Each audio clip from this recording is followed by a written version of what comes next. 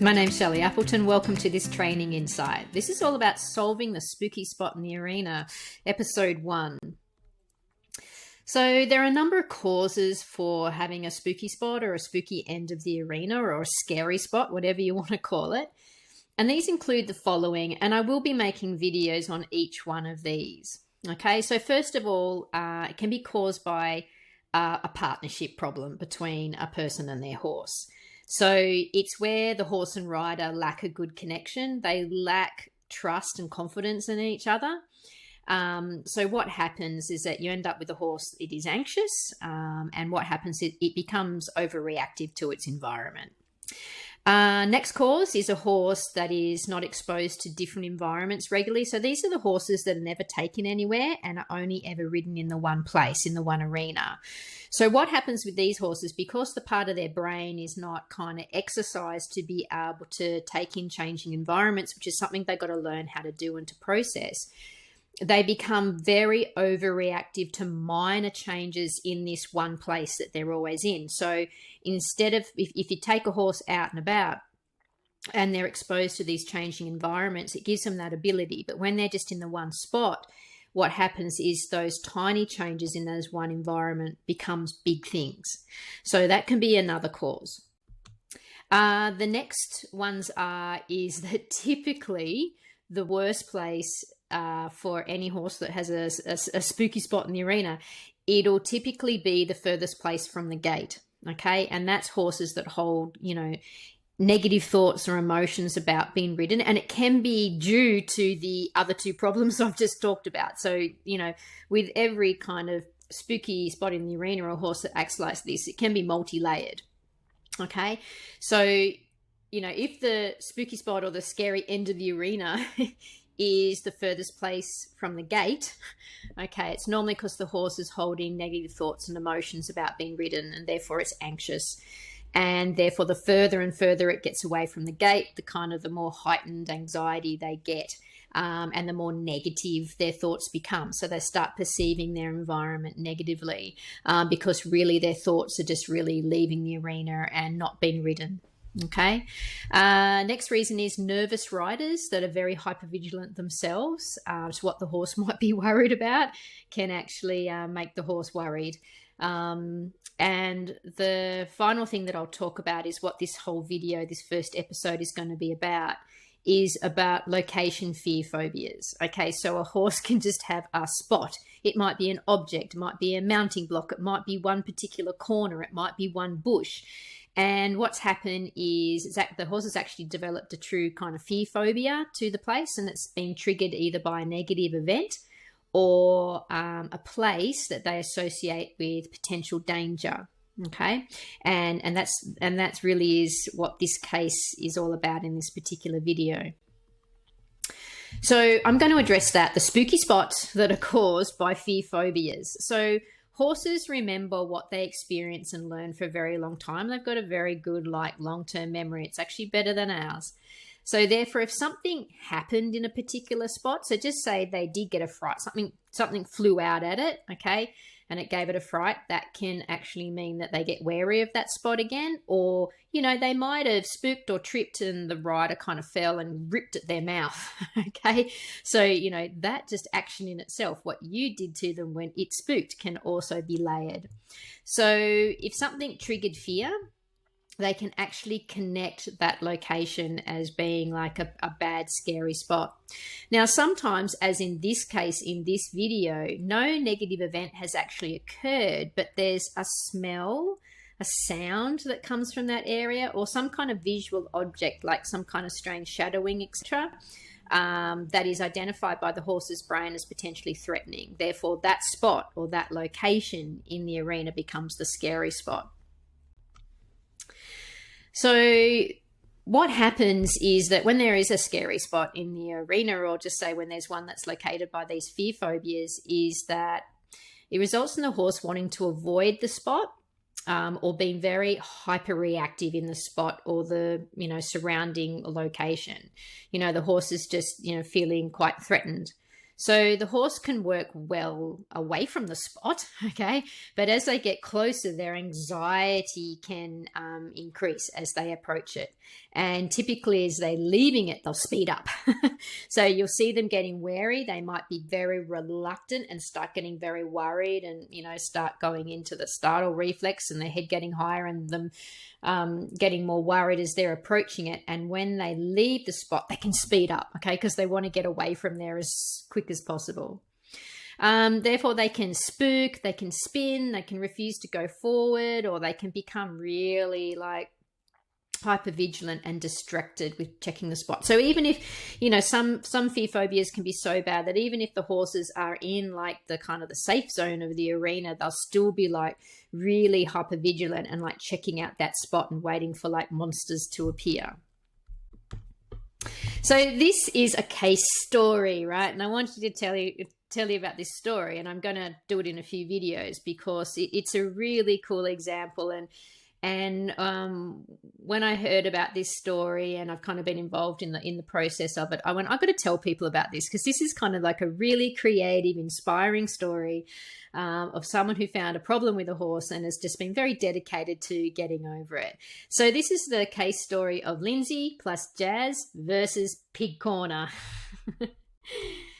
Okay, so Lindsay's from New Zealand, and I really got a lot of time for Lindsay. She is a 68-year-old grandmother that has a background history. Her history in her life has been really interesting. When she was 25, she adopted a 5-week-old baby that actually turned out to have fetal alcohol disorder. And what happened here is that the little boy, as he was growing up, had a lot of trouble learning. So Lindsay really had to find, take a lot of care and a lot of ways of actually helping him take on information and learn. So she's been able to apply that to horses, and she has a lifetime kind of interest in horses. And she's a really interesting person, and in social media she engages and always shares good things and asks fantastic questions. So, she's a really inspiring person. And don't forget this, 68-year-old grandmother, and she's doing some really cool stuff with horses. Okay, so what the story is that Lindsay, like me, we've been in lockdown due to COVID, and what happened is that Lindsay got a horse delivered to her that was going to be possibly for a friend. The horse didn't turn out appropriate, but Lindsay decided to take the mare on. Now, so the mare is named Jazz, and Jazz is 14 years old, and she's a Clyde cross thoroughbred. Okay, so what happened is where Lindsay lives, her arena, of course, is next to her neighbours, and her neighbours have a range of animals.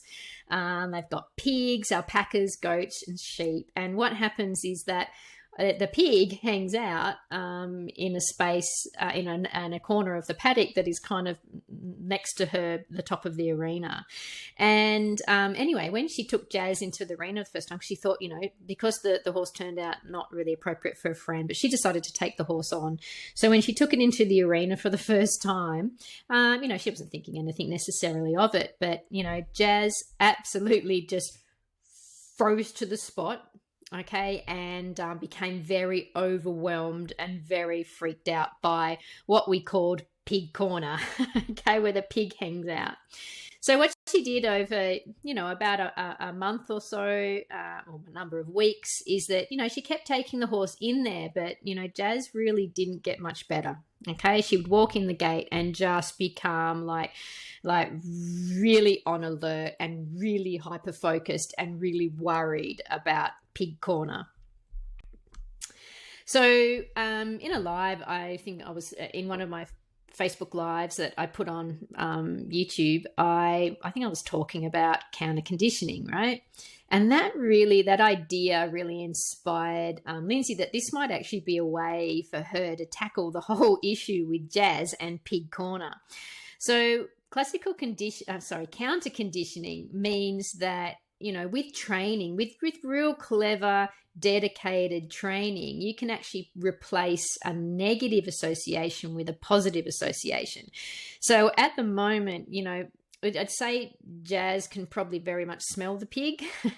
And, two horses, it's not uncommon that, when they smell the pig or they see the pig and they've never seen one before, that just puts them on high alert. That pig means danger and they should avoid it, so don't go anywhere near it. Okay? But with counter conditioning, what that means is that with training and dedicated time, you can actually replace that negative association with a positive one. So, Lindsay decided to test whether she could get, Jazz to associate the pig with, with it, that it was safe, that there was nothing to the pig was no threat. Okay, so basically, in a nutshell, it was to help Jazz associate pig equals carrot, no threat, and safety. Okay. All right.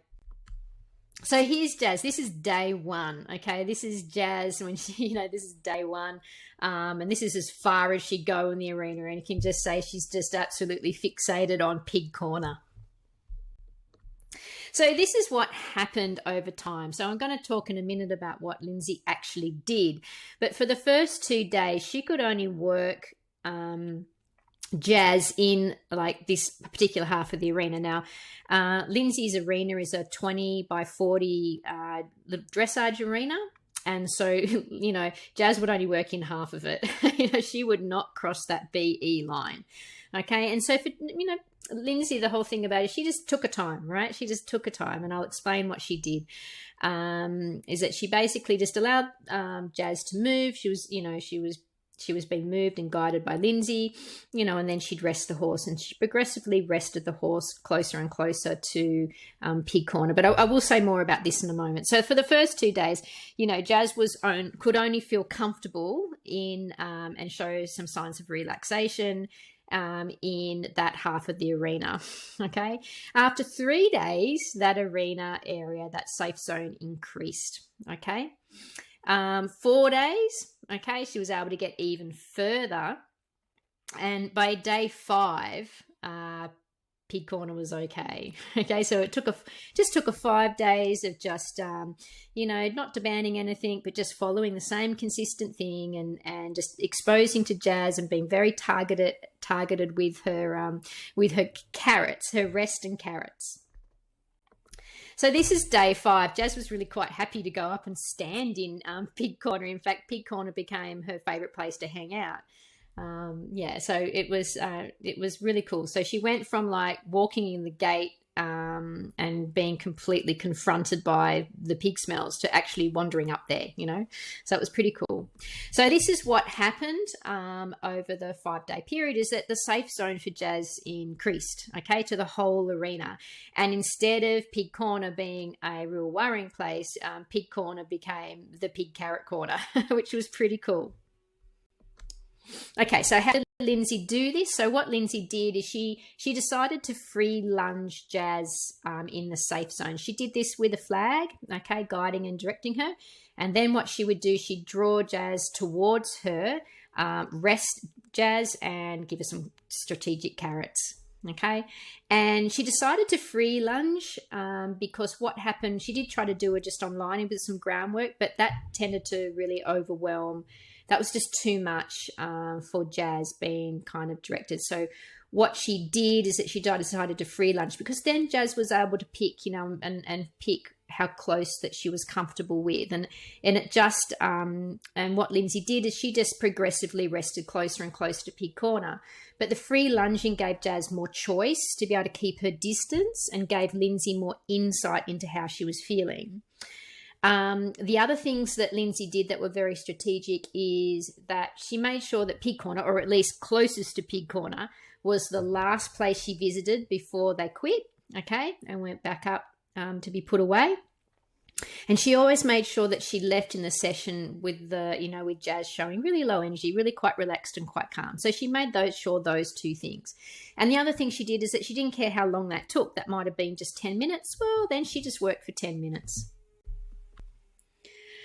Okay, so once she was able to get Jazz all the way and the whole arena became like an okay zone, what she did is she put the lead rope back on and started doing some groundwork with Jazz. And she found that when she was able to do that, she could groundwork Jazz everywhere. Okay, it wasn't a problem. But she actually noted, which was really cool, which does happen when you do counter conditioning and very strategic with making, replacing bad feelings of spots, is that she could, instead of Jazz wanting to move away from pig corner, she was actually drawing to pig corner. So her whole entire thought and draw to that particular area changed. So this is a photo of Jazz hanging out in her now favorite spot in the arena, which was, the carrot and pig corner. As you can see there, there's, she's just looking. She's got a soft eye, and there's not that tension, and her head's lower, etc. However, okay, the story doesn't end there. Okay, because Lindsay's smart. Okay, so whilst fears can be counter conditioned, they can be re-triggered. All right. Plus, if the situation changes slightly, the fear may still be present. So this is what really blows people away. This is when you can lead your horse all around the arena and it just relaxes and toddles along and it's all fine. But when you get on its back, it starts spooking at everything, right? That's because you've actually changed the situation slightly. And that changes the whole how horses associate certain things, all right? So Lindsay understands that, she has to repeat this process, has to be repeated with Jazz many times, okay, to make sure that she really ingrains and basically closes the file and keeps it shut about this, really worrisome feelings towards pig smells and pigs. So, she's done the whole counter condition work through this process with Jazz with no saddle on, okay, and just free lunging. And then she did with groundwork, okay, so actually connected to something.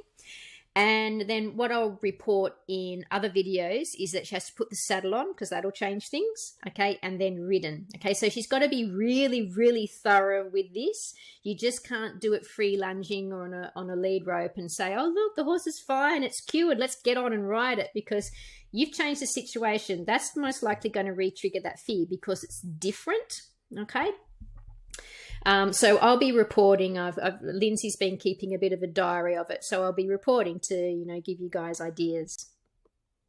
So please subscribe and stay tuned for more updates of Lindsay and Jazz's progress with Pig Corner.